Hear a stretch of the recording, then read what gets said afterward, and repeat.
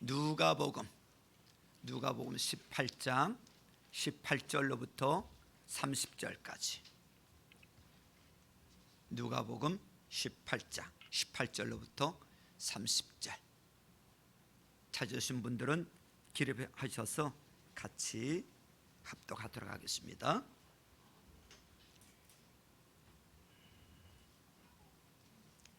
같이 합독합니다. 18절부터 시작. 어떤 지도자가 예수께 물었다. 선하신 선생님, 내가 무엇을 해야 영생을 얻겠습니까? 예수께서 그에게 말씀하셨다. 어찌하여 너는 나를 선하다고 하느냐? 하나님 한 분밖에는 선한 분이 없다. 너는 계명을 알고 있을 것이다. 간음하지 말아라, 살인하지 말아라, 도둑질하지 말아라, 거짓으로 증언하지 말아라, 내 부모를 공경하여라 하지 않았느냐? 그가 말하였다. 나는 이런 모든 것은 어려서부터 다 지켰습니다. 예수께서 이 말을 들으시고 그에게 말씀하셨다. 내게는 아직도 한 가지 부족한 것이 있다. 내가 가진 것을 다 팔아서 가난한 사람들에게 나누어 주어라. 그리하면 내가 하늘에서 보화를 차지하게 될 것이다. 그리고 와서 나를 따르라. 이 말씀을 듣고서 그는 몹시 근심하였다. 그가 큰 부자이기 때문이었다. 예수께서는 그가 근심에 사로잡힌 것을 보시고 말씀하셨다. 재물을 가진 사람이 하나님 나라에 들어가기는 참으로 어렵다. 부자가 하나님의 나라에 들어가는 것보다 낙타가 바늘귀로 들어가는 것이 더 쉽다. 이 말씀을 들은 사람들이 말하였다. 그렇다면 누가 구원을 얻을 수 있겠습니까? 예수께서 말씀하셨다. 사람은 알 수 없는 일이라도 하나님은 하실 수 있다. 베드로가 말하였다. 보십시오, 우리는 우리에게 속한 것들을 버리고서 선생님을 따라왔습니다. 예수께서 그들에게 말씀하셨다. 내가 진정으로 너에게 말한다. 하나님의 나라를 위하여 집이나 아내나 형제나 부모나 자식을 버린 사람은 이 세상에서 여러 갑절로 받을 것이고 또한 오는 세상에서 영원한 생명을 받을 것이다. 아멘. 할렐루야. 우리 좌우편에 있는 분들에게 우리 활짝 웃으면서 리액션 하면서 우리 축복해 주세요. 하늘 복 많이 받으세요. 하늘 복 많이 받으세요. 행복하세요. 행복하세요. 왜 이것을 자꾸 하는가 하면 자꾸 하다 보면요, 진짜요, 하늘 복 받게 되고요, 자꾸 하다 보면 진짜 행복해집니다. 그래서 자꾸 표현도요, 억지로 하는 것처럼 이렇게 하지 말고 기쁨으로 하면 큰 복이 될 줄로 믿습니다. 그동안에 많이 가물었죠. 그런데 어제 그저께 단비가 내렸는데 기분이 좋은 거예요. 그런데 오늘 밤에도 비가 오고 내일 밤부터 해서 이제 금요일까지 장마가 집니다. 너무 또 많이 와서 이게 피해가 안 났으면 좋겠는데 하여튼 반가운 비예요. 그동안에 너무 가물어서 이런 식물들, 곡식들에게 또 산과 들에 또 이 강에도 그렇고 식수에도 이게 너무 말라 있었는데 비가 충분하게 내려져서 이 필요한 부분들이 다 이렇게 공급되어지고 채워지는 은혜가 있듯이 오늘 여러분들 심령 가운데 메마른 심령을 가지고 나오신 여러분들에게 이 시간에 하늘문이 활짝 열려지고 하나님께서 은혜의 담비를 쏟아부어 주셔서 말씀의 은혜를 주셔서 가득 채워가는 은혜가 있기를 주님의 이름으로 축원합니다. 축원합니다. 주님이 이 땅에 계시는 동안 수많은 사람이 예수님을 찾아와서 만났어요. 이런 사람 저런 사람, 아침에도 찾아오고 저녁에도 찾아오고 밤중에도 시도 때도 없이 수많은 사람들이 주님을 찾아 나왔어요.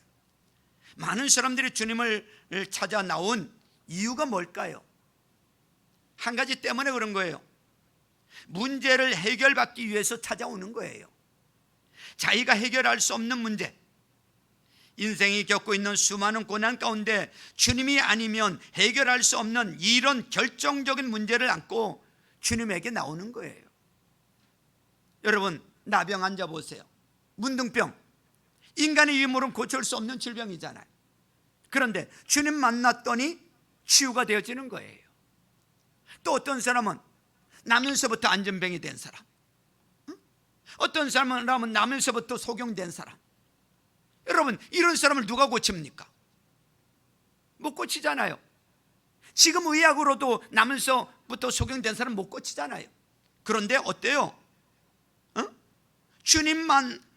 주님이 나면서 소경된 자, 주님이 만나니까 나면서부터 소경된 자가 깨끗이 고침을 받아요. 어떤 사람은 자기의 문제를 가지고 나오지만 어떤 사람은 자식의 문제를 가지고 나오고 어떤 사람은 부모의 문제를 가지고 나오고, 그런데도 주님께서 그를 만나시면 그 문제가 해결되어서 그들이 돌아갈 때는 기쁨이 되고 그들이 돌아간 장소에는 다시 한번 새로운 시작이 되는 기적이 일어나더란 말입니다. 오늘도 주님은 우리를 찾아오시는 줄로 믿습니다. 이유가 뭘까요? 바로 우리 모두에게 우리 스스로 해결할 수 없는 인생의 문제가 우리에게도 있기 때문에 오늘도 주님이 우리를 찾아오시는 줄로 믿습니다. 오늘 주님이 이 자리에 찾아오신 것은 오늘 주 앞에 나오신 여러분 한 분 한 분의 문제를 해결하시고 여러분들에게 새로운 삶을 주시려는 하나님의 놀라운 은혜가 이 시간도 함께하고 있음을 믿으시길 주님의 이름으로 축원합니다. 그런데 오늘 본문에 보니까 오늘 본문을 읽다 보니까 어떤 사람이 주님 앞에 찾아 나왔어요. 여러분, 주님 앞에 나오는 것이 쉬운 일이 아니거든요. 주님 앞에 나올 때는 뭔가 고민하고 수많은 시간을 주님을 찾아갈 것인지 말 것인지 그러다가 주님 앞에 찾아 나오는 거예요. 망설이다가 오는 거예요. 여러분, 교회에 오는 거요? 쉽게 오는 것 같지요? 처음 교회 오는 사람요 쉽게 오는 게 아니에요. 교회 가고 싶은 생각이 있는데 쉽게 선뜻 못 와요. 고민하다가 망설이다가 오게 되는 거예요. 이 사람의 문제는 영생에 대한 문제였어요. 내가 어떻게 하면 영생을 얻을 수 있을까? 주님 앞에 나왔는데 분명 주님이 이 사람에게 뭔가 답을 주지 않았겠어요? 답을 줬단 말이죠. 주님이 이 사람이 가지고 있는 문제에 대한 해결의 열쇠를 주지 않았겠느냐 이거예요. 그런데 이 친구는 주님을 만났고 주님으로부터 답을 얻었음에도 불구하고 문제 해결을 받지 못하고 근심하며 돌아갔다고 그랬어요. 근심하면서 돌아갔대. 마태, 마가, 누가복음에 보면 이 세 명의 제자들이 이 사건을 똑같이 기록하고 있어요. 그런데 마가는 10장에서 이렇게 표현하고 있어요. 이 사람에 대해서 이 사람이 슬픈 기색을 하며 근심하고 돌아갔다 그랬어요. 슬픈 기색. 슬픈 기색이 뭐예요? 얼굴이 변했다는 거잖아요.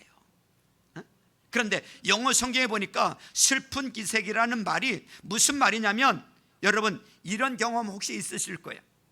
누군가로부터 어떤 이야기를 듣다가 갑자기 망연자실해서 고개를 뚝 떨어뜨리는 상태,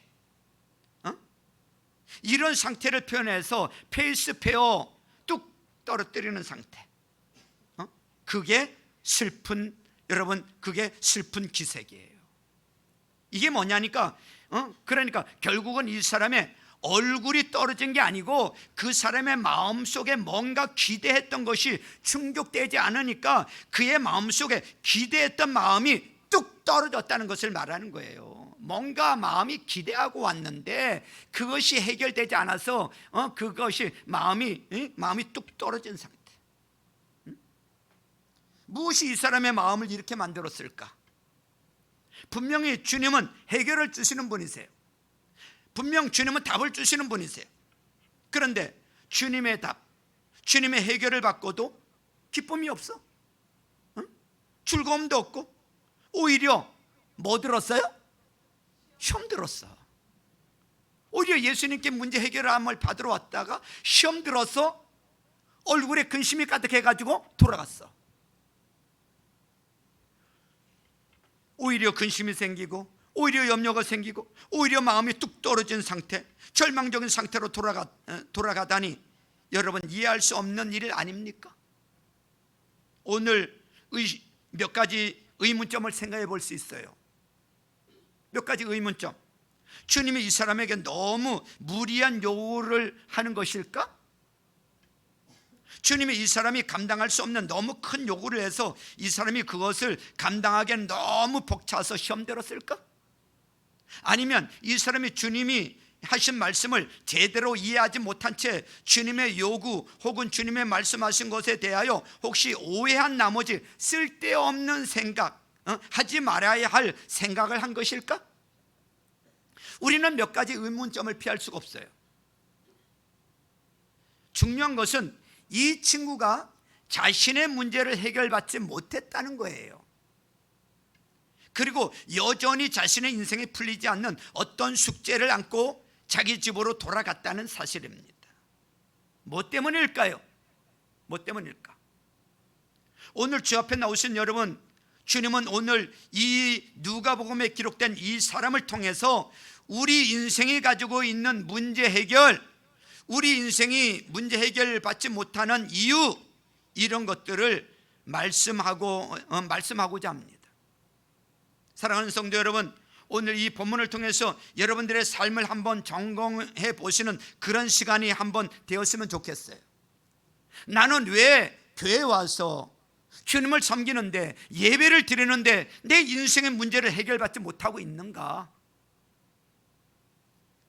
여러분도 아직 뭔가 해결되지 않은 문제, 여러분 속에서 풀리지 않은 여러분들의 인생에 어떤 문제가 있다면 해결받을 수 있는 길이 열리는 그런 축복의 시간이 될 수 있기를 주님의 이름으로 축원합니다. 축원합니다. 오늘 본문 속에 우리가 한 가지 주목해야 될 단어가 하나가 있어요. 이 친구가 몹시 근심하면서 갔더라 그랬어요. 몹시 근심하면서 갔대요. 그런데 이 근심이라는 이 단어의 의미를 찾아봤더니 단순히 근심이라는 단어는 염려했다, 걱정했다, 불안해했다, 이런 뜻보다 좀 더 깊은 뜻을 가지고 있어요. 이 친구가 주님의 말씀을 듣고 근심했다, 이 말은 망설였다, 머뭇거렸다, 그런 뜻이에요. 따라서 해보세요. 망설였다, 머뭇거렸다. 주님의 말씀을 듣고 어떻게 해야 할까? 주님의 말씀대로 할까? 아니면 그냥 갈까? 망설였다, 머뭇거렸다, 그런 뜻이야. 이 사람은 영생을 얻기 위해서 예수님을 찾았지만 예수님께서 주신 답을 듣고 아주 심하게 머뭇거렸다가 갔다는 거예요. 머뭇거리다는 말 아시죠? 국어 사전에 찾아봤더니 머뭇거리다, 어떤 말 또는 행동 따위를 선뜻 결단하지 못하고 자꾸 망설이는 상태. 이것 어떤 행동을 위해서 어떤 결단을 해야 되는데 그것을 하지 못하고 계속 마음속에서 망설이고 있는 상태. 순간적인 마음의 방황이죠.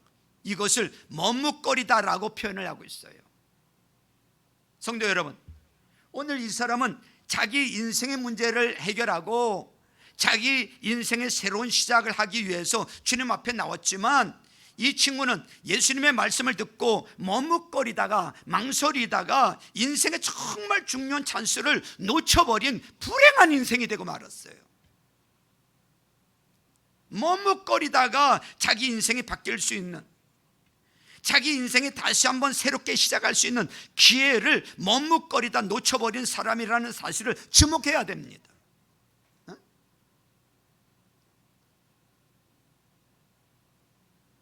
뭘 머뭇거렸을까요? 도대체 이 친구는 왜 주님의 말씀을 듣고 머뭇거렸을까? 이유는 이렇습니다. 이 사람에 대해서 소개하고 있는데 오늘 18절에 보니까 이 사람이 지도자라고 써져 있어요. 그러면 이 사람은 그 당시에 상당한 지위와 권력을 가지고 있는 사람이라고 생각해 볼 수 있어요. 그리고 이 사람은 돈도 있어요. 보통 가지고 있는 돈이 아니라 아주 많은 재물을 가지고 있는, 오늘 성경에 보니까 큰 부자라고 말씀하고 있어요. 그래서 지금까지 이 사람은 자기가 원하는 대로, 자기가 하고 싶은 대로 무엇이든지 다 했던 사람이에요. 자기가 원하면 누구든지 자기가 원하는 대로 필요에 따라서 자기의 삶의 모든 조건을 충족해 줬던 사람입니다. 그래서 이 사람이 이런 생각을 했어요. 내가 영생을 얻기 위하여 주님에게 나가면 아마도 주님께서 내가 원하는 대로 무엇이든지 다 해주실 것이라고 생각을 했어요. 그래서 아주 당당하게 주님 앞에 나갔습니다. 그리고 주님 앞에 나가서 선생님, 내가 어떻게 하여야 영생을 얻으리까? 라고 질문을 합니다. 인생의 가장 중요한 영생의 문제를 가지고 예수님을 찾아왔어요. 그랬더니 주님이 전혀 생각지 못했던, 꿈에도 생각하지 못했던 말씀을 던지시잖아요. 응? 뭐를 던져요? 내 모든 소유를 팔아서 가난한 자들에게 나눠주고 너는 나를 따르라.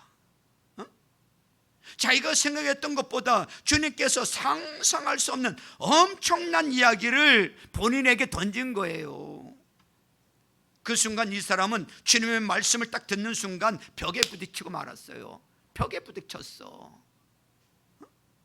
내가 주님의 말씀대로 할 것이냐 말 것이냐. 순간적으로 이 친구는 머뭇거리기 시작을 합니다.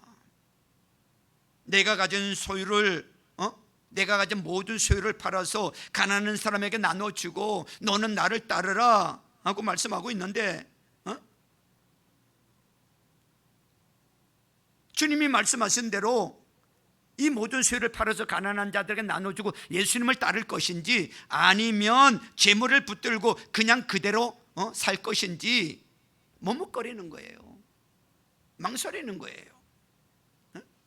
주님의 말씀 앞에 머뭇거리고 근심하며 돌아가니라 그랬어요. 머뭇거리다가 집에 돌아갔어요. 머뭇거리다가 하나님이 이 사람을 위해서 예비하신 현세와 내세에 준비된 모든 축복을 다 잃어버리고 뺏겨버리고 제자리로 돌아간 불행한 인생이었음을 기억해야 됩니다. 왜 이 친구가 머뭇거리다가 그냥 돌아갔을까요? 세 가지를 생각해 볼 수 있어요. 이 친구 머릿속에 들어있는 잘못된 생각, 이 세 가지가 문제인 거예요. 이 친구는 평소 세 가지의 잘못된 생각을 가지고 있었어요. 첫 번째 잘못된 생각이 뭐냐면, 영생은 예수를 믿어서 얻는 것이 아니라 선한 일을 행함으로 영생, 구원을 얻을 수 있다는 생각을 가지고 있었어요. 자신이 무엇을 행함으로, 선을 행함으로, 착한 일을 행함으로, 의로운 일을 행함으로, 좋은 일, 도와주는 일, 남을 행복하게 해주는 일, 자기의 행위, 자기의 의를 통해서 영생을 얻을 수 있다고 잘못 생각하고 있었던 거예요. 그래서 이 친구가 주님에게 나오자마자 첫 마디가 뭐예요? 18절에 보니까 선한 선생님, 내가 무엇을 해야 영생을 얻겠습니까? 내가 무엇을 해야, 내가 무엇을 해야 영생을 얻겠습니까? 이렇게 질문을 해요. 성도 여러분, 성경은 우리를 향해서 어떻게 정의 내리고 있는 줄 아세요? 저와 여러분은 다 죄인이라고 말하고 있어요. 하나님 앞에 의를 행할 수 없는 존재라는 거예요. 우리가 행위로는 내가 무엇을 행함으로 우리의 몸을 불사르게 들을지라도 구원 얻을 수 없는, 영생에 이를 수 없는 죄인이라는 사실을 기억할 수 있기를 주님의 이름으로 축원합니다. 내가 뭘 행한다고 해서 구원받는 게 아니야.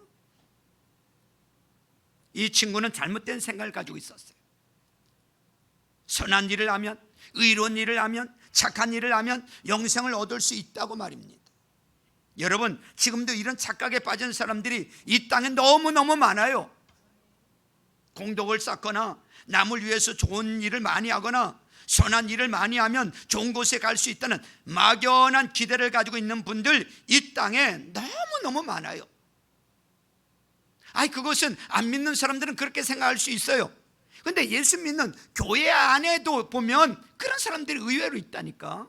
예수 영접 모임 하다 보면 그런 사람들이 의외로 있다니까. 아이고, 제가 뭐 그렇게 못 살아가지고요, 아이고 확신이 없어요, 글쎄 가봐야 할 것 같은데. 이런 사람들이 있어요 없어요? 있다고. 이 친구는 두 번째 잘못된 생각을 가지고 있어요. 자기는 어려서부터 율법을 너무 잘 지켰기 때문에 영생을 얻을 수 있는 자격이 자기에게 있다고 착각을 하고 있었던 거예요.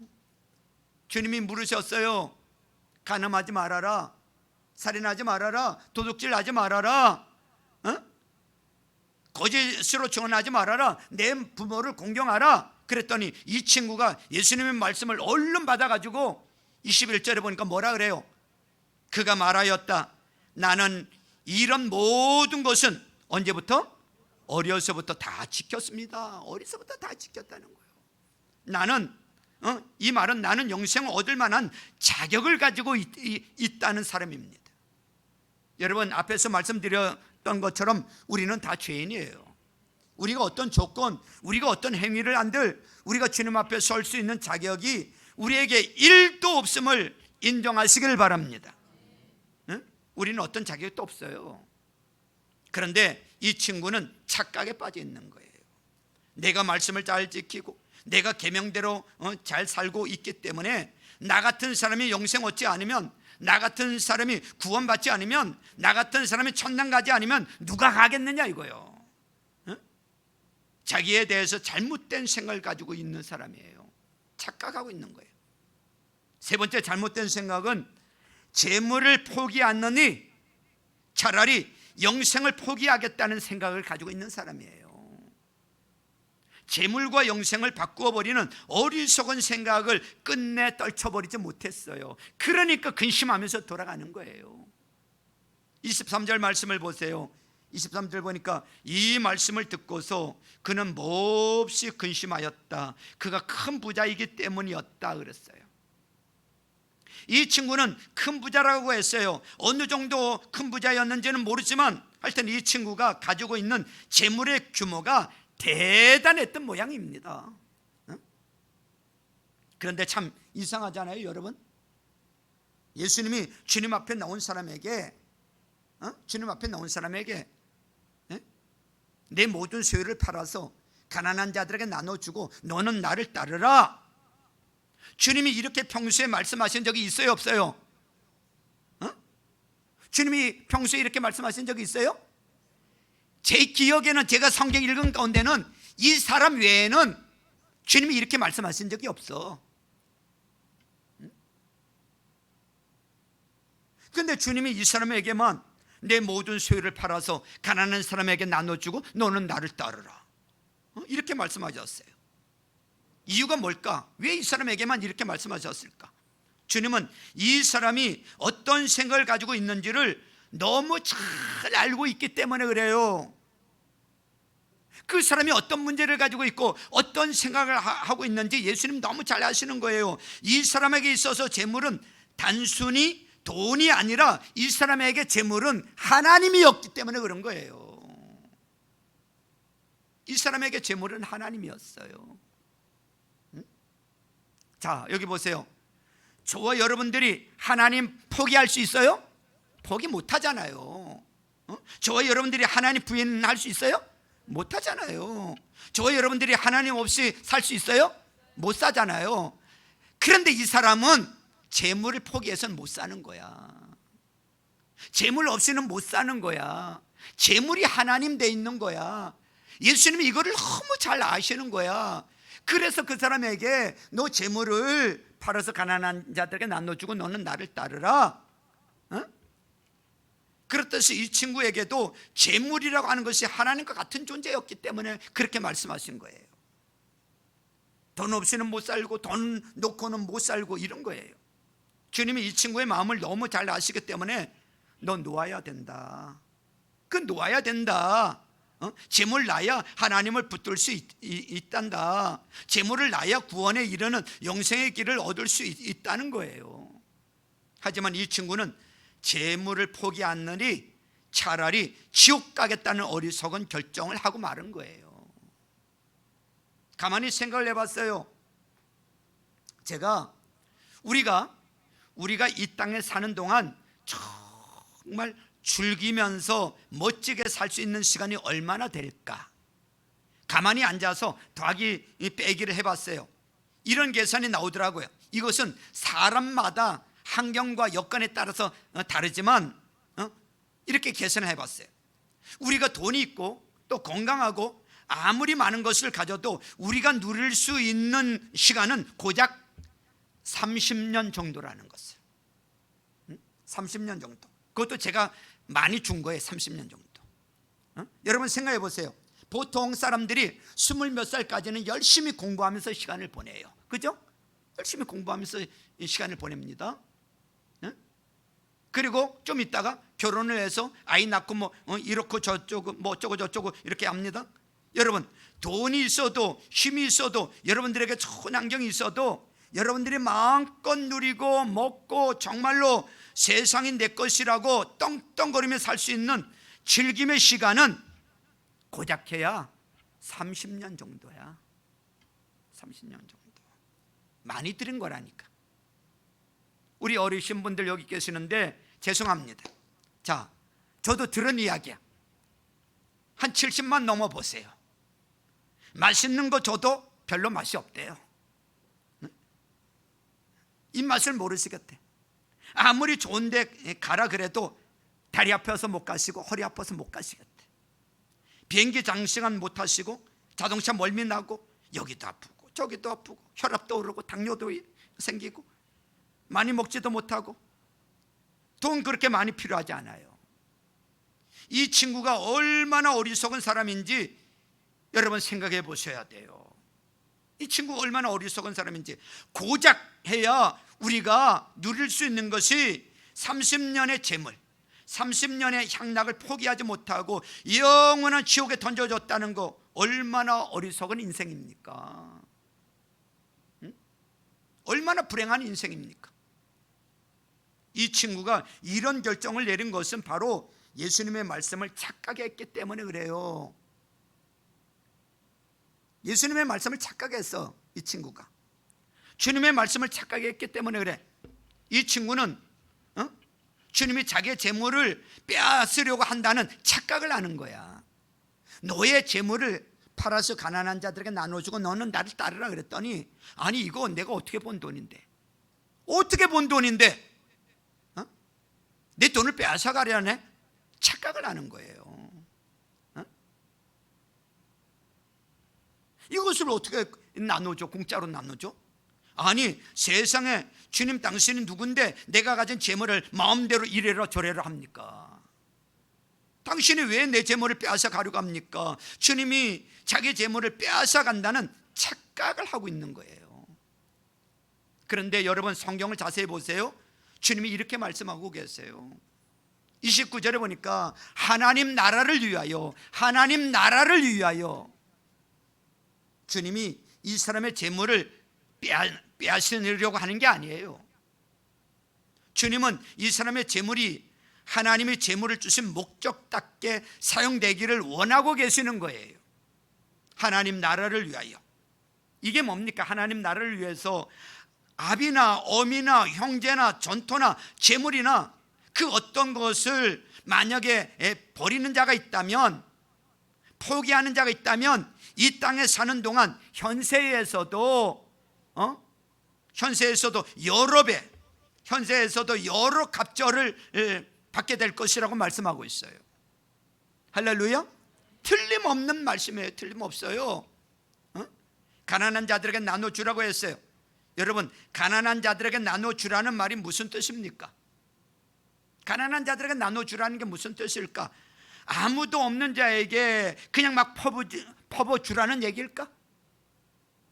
길바닥에 돈 쌓아놓고 아무나 가져가라고 뿌리는 것일까?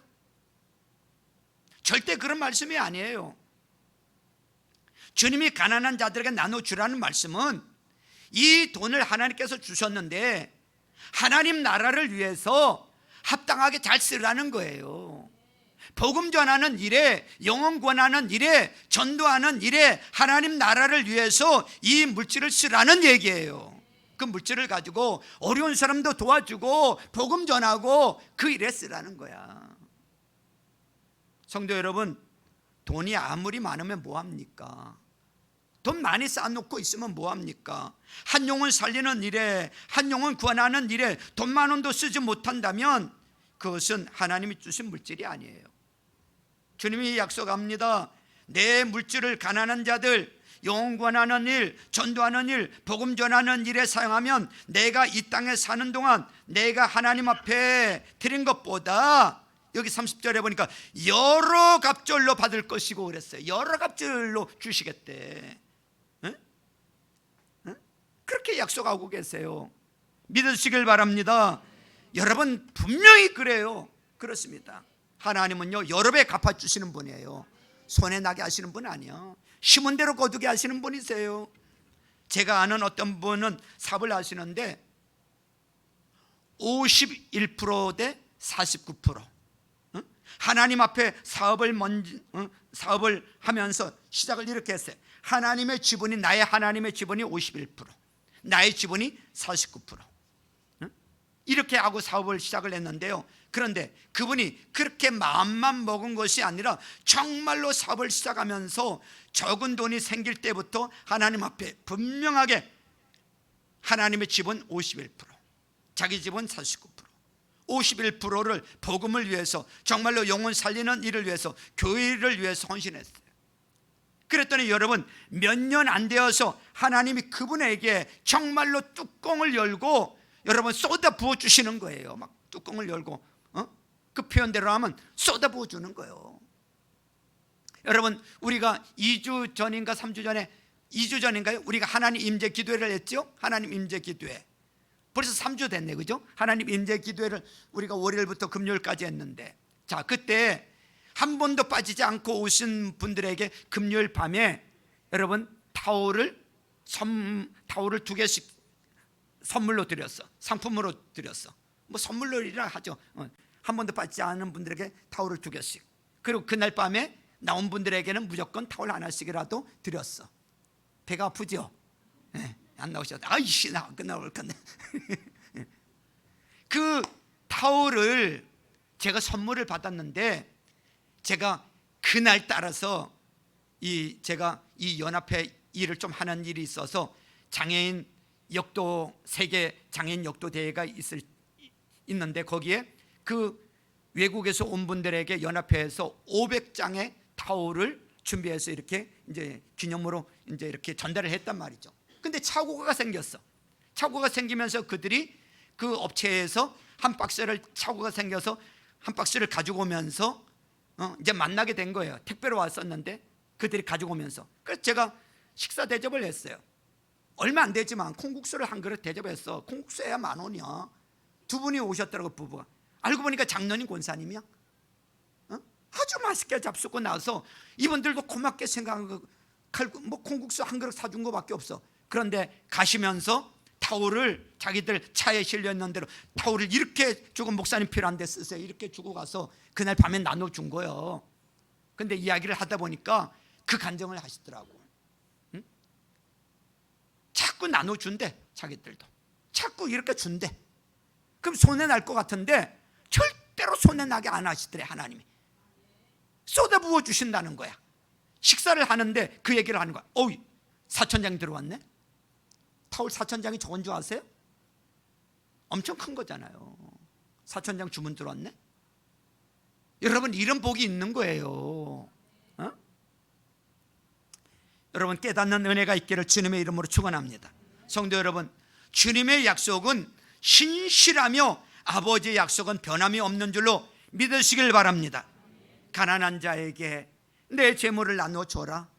복음을 위해서, 예수 십자가 구원을 위해서 내 재물을 쓰라. 그리하면 아버지가 내가 사는 날 동안에 여러 배 주시겠다. 그리고 내세에 영원한 생명을 받을 것이다. 하나님의 약속이 반드시 여러분의 삶 속에도 이루어짐을 믿으시길 주님의 이름으로 축원합니다. 여러분, 이 친구는 이런 주님의 놀라운 보화가 있다는 사실을 착각을 했어요. 왜요? 당장 내게 있는 이 재물을 포기해야 된다는 생각 때문에. 당장 이 재물을 포기하면 자기 죽는다고 생각하고 놓지를 못하는 거예요. 머뭇거리다가 현세에서 받을 복도 빼앗겨버리고 내세에 받을 영생도 복을 포기해버리게 됩니다. 오늘 여기 나오신 성도 여러분, 우리가 얼마나 머뭇거리면서 사는 줄 아세요? 저와 여러분들이 얼마나 주님을 위하여 머뭇거리고 있는지 한번 돌아보시길 바랍니다. 우리는 다 알아요. 어떻게 살아야 하는지 알아요, 몰라요? 알아요. 모르는 사람도 있어요. 교회 나온 지 얼마 안 돼서 진짜 몰라서 그렇게 안 사는 사람도 있지만요, 여러분, 우리가 몰라서 그렇게 안 사는 게 아니에요. 여기에 계시는 분들 중에 내가 주님의 자녀고, 내가 목사고, 장로고, 집사고, 권사고, 내가 어떻게 살아야 되는지 모르는 분 계십니까? 주일도 지켜야 되는 거 알고요, 11조도 해야 되는 거 다 알고요, 복음 전해야 되는 것도 다 알고, 주님을 위해서 헌신해야 되는 것도 다 알아요. 그런데 우리는 늘 머뭇거립니다. 우리는 늘 생각합니다. 늘 우리는 망설입니다. 그리고 하나님 앞에 행동하지 않아요.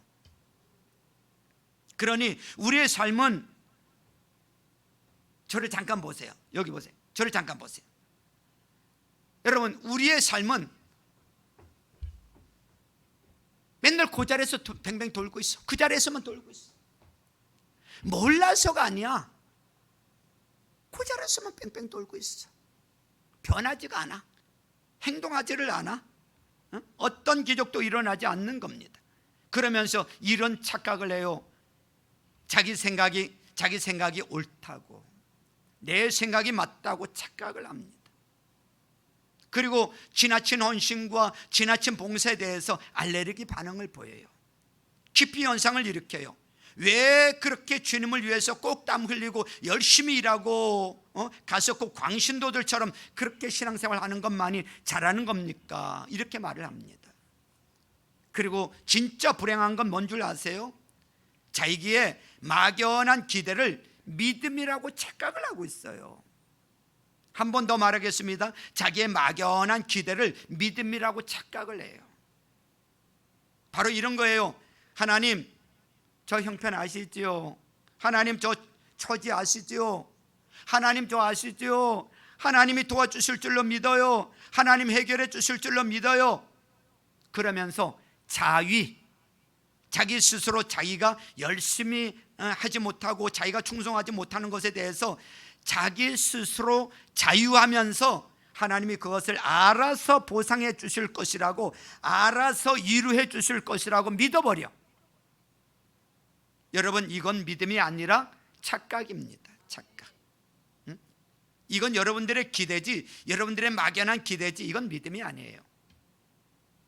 여러분, 망설이지 마세요. 언제까지 망설이다가, 언제까지 머뭇거리다가 여러분 인생 낭비하시겠습니까? 여러분, 우리도 머뭇거리다가 인생 망칠 수 있다는 거 잊지 마세요. 어떤 사람은요, 망설이다가 5년을 보내고 10년을 지나도 여러분 인생이 달라지지 않는 사람들이 한둘이 아니잖아요. 자기 자신이 알아요.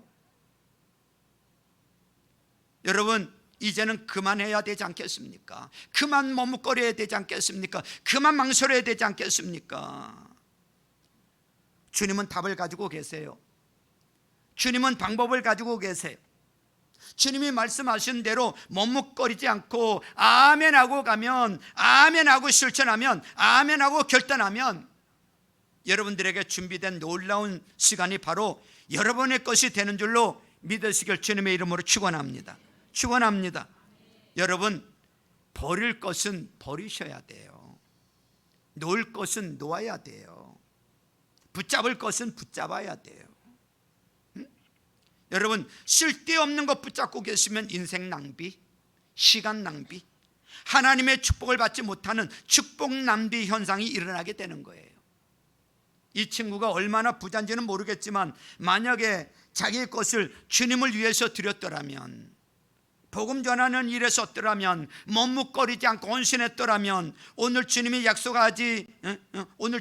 약속하고 계시잖아요. 만약에 그렇게 했다면 그는 이 땅에서도 아마 여러 배, 지금 가지고 있는 것에 여러 배 복을 받을 것입니다. 하나님이 더 많은 것 주시지 않았겠느냐 이거예요. 성도 여러분, 이 주님의 말씀을 믿으시길 주님의 이름으로 축원합니다. 여러분이 정말로 믿으신다면 머뭇거리지 마시고 여러분들의 인생을, 여러분들의 삶을 하나님 앞에 드리는 결단이 있기를 주님의 이름으로 축원합니다. 내가 구원받은 확신이 있고요, 내가 목사고 장로고 집사고 권사님이라면요, 아직도 주님 앞에 헌신하지 못하는 것이 있다면 이제는 그만 망설이셔야 돼요. 그만 망설이셔야 돼요. 이제 그만 머뭇거리셔야 돼요. 주님은 여러분의 결단이 여러분들의 인생을 바꿀 수 있도록, 주님이 오늘 여러분들을 찾아오셔서 이 말씀을 통해서 여러분들의 삶을 더 나은 삶으로 하나님이 준비하시는 더 축복의 세계로 인도하고 계심을 믿으시길 바랍니다. 여러분, 결단이 필요합니다. 더 이상 머뭇거릴 시간이 없어요. 결단이 필요합니다. 내 인생 여러분, 내 인생은 누가 살립니까? 내 인생 누가 살려요? 예수님이 살리십니까? 아니에요. 내가 아무것도 안 하고 그냥 가만히 있는데 예수님은 내 인생 살릴 것 같아요? 아니에요. 여러분들의 인생은 예수님이 살리는 게 아니에요. 여러분들의 인생은 여러분들의 결단이 아버지 앞에 드려질 때 주께서 기적을 주시는 줄로 믿으시길 주님의 이름으로 축원합니다. 결단하고 바뀌어야 된다 이거예요. 머뭇거리면 안 된다 이거예요. 그때 주님이 일하시는 거예요. 머뭇거리는 인생에서 이제는 행동하는 인생으로, 망설이는 인생에서 행동하는 인생으로 여러분의 삶이 오늘부터 새롭게 시작되므로 하나님이 준비하신 이 땅에서도 여러 배를 받고 내세의 영생을 다 누릴 줄 아는, 상급을 누릴 줄 아는 복 있는 분들 다 될 수 있기를 주님의 이름으로 축원합니다. 망설이다가 어느 날 보면 여러분 인생 끝나버리게 됩니다. 홀연히 인생 끝나버립니다. 생각지 않은 때의 인생이 끝나버릴 수도 있어요. 여러분, 오늘 이 말씀을 듣고요, 주님이 나에게 주시는 말씀이구나, 너 이 말씀 듣고 결단하라고 하시는구나, 더 이상 너 망설이면 안 된다고 하시는구나. 오늘 이 말씀을 오늘 본문 속에 나오는 이 사람에게만 주는 것이 아니고 오늘 나에게 나 결단하라고 주시는 말씀이야. 더 이상 머뭇거릴 시간 없다고. 머뭇거리고 오늘 그냥 여러분들이 돌아간다면 아무 의미 없어요. 오늘 이 시간에 이제 찬양하고요, 오늘 이 말씀을 가지고 우리 결단하면서 기도할 텐데 여러분들에게 새로운 은혜가, 오늘 머뭇거리지 않고 여러분들 결단하고 이제 움직이는 행동하는 신앙으로 바뀌어진다면 여러분들에게 놀라운 복이 임할 줄로 믿습니다. 우리 찬송가 94장 1절 두 번 부르